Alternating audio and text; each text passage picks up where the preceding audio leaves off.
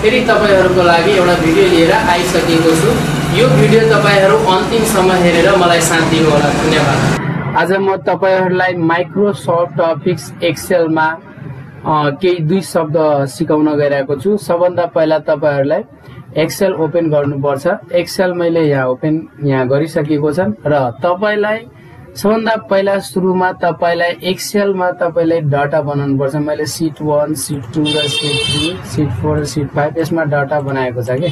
तपाईहरुले यहाँ हेर्न सक्नुहुन्छ मेरो डाटाहरु छ। मैले यसमा डाटा क्रिएसन गरेको छ, बनाएको छ र तपाईहरु पनि बनाउनुस्। र यो डाटा मा अब म तपाईहरुलाई स्टाइल भित्र भएको यो फर्मेट एज टेबल को बारेमा र सेल स्टाइल को बारेमा तपाईहरुलाई सिकाउन गइरहेको छु एमएस एक्सेल 2007 मा। अब सुरु गरौँ भिडियो। अब तपाईहरुले के गर्न सक्नुहुन्छ, यहाँ फर्मेटमा गएर तपाईहरु यो टेबलको स्टाइल र डिजाइन चेन्ज गर्नको लागि पहिला यो डाटालाई तपाईले सिलेक्ट गर्नुस् र त्यसपछि फर्मेट एज टेबलमा सिलेक्ट गर्नुस् र तपाईले आफूले मन पराएको टेबलहरुको डिजाइन तपाईले के गर्न सक्नुहुन्छ, अप्लाई गर्न सक्नुहुन्छ। यसमाथि क्लिक गर्नुस् र यहाँ ओके गर्नुस्। यहाँ तपाईको टेबलको डिजाइन र स्टाइल चेन्ज भइसकेको छ। अब तपाईहरुले यसमा विभिन्न किसिमको डिजाइनहरु छ के। यहाँ तपाईहरुले जुन डिजाइन मन पर्छ त्यो अप्लाई गर्न सक्नुहुन्छ। तपाईहरुले यहाँबाट अप्लाई गर्न सक्नुहुन्छ। त्यसपछि रहेको छन् यसमा अब यो कुरो हटाउनको लागि के गर्नुपर्छ, पहिला यो डाटालाई सिलेक्ट गर्नुस् र त्यसपछि नर्मल भन्ने अप्सनमा जानु। यहाँ नर्मल छ, नर्मलमा क्लिक गर्नुस् र यहाँ फिल्टराइज को अप्सन पनि छ के। यो हटाउनको लागि तपाईहरुलाई यहाँ डिजाइन भन्ने अप्सनमा जानुस् र यहाँ रहेको छ convert to range. Convert to range भन्ने अप्सनमा क्लिक गर्नुस् र यसलाई do you want to convert the table to an normal range? यस।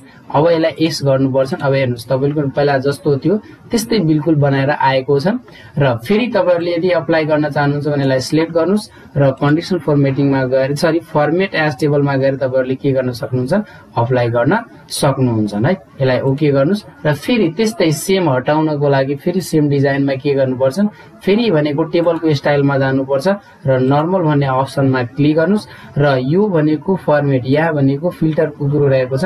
यहाँ फिल्टर हटाउनको लागि तपाईहरुलाई यसमा कन्भर्ट या डिजाइन भन्ने अप्सनमा जाने र कन्भर्ट टु रेन्ज भन्ने अप्सनमा क्लिक गर्नुस् र यसमा फेरि अप्सन एउटा आएको छ माइक्रोसफ्ट अफिस एक्सेल को do you want to convert the table to a normal range रहेको छ। यसलाई यस गर्नुस् है।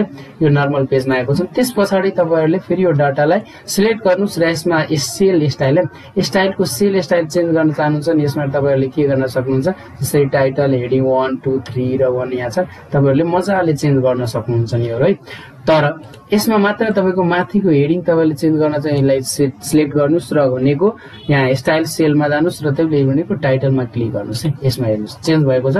यसको तपाईहरुले कलर पनि चेन्ज गर्न सक्नुहुन्छ। आफूले मन पराएको कलर के गर्न सक्नुहुन्छ, चेन्ज। र माथिको सेलको स्टाइल चेन्ज गर्न माथिलाई सिलेक्ट गर्नुस् र फेरि सेल स्टाइलमा जानुस् र तपाईले जसरी ब्याड छन्, गुड छन्, नेचुरल छन् है, यहाँ चेक सेल छन्, तपाईहरुले जुन मन परेको छ त्यसमा तपाईहरुले एकचोटी क्लिक गरिसकेपछि के गर्न सक्नुहुन्छ, अप्लाई गर्न सक्नुहुन्छ मजाले तपाईहरुले है।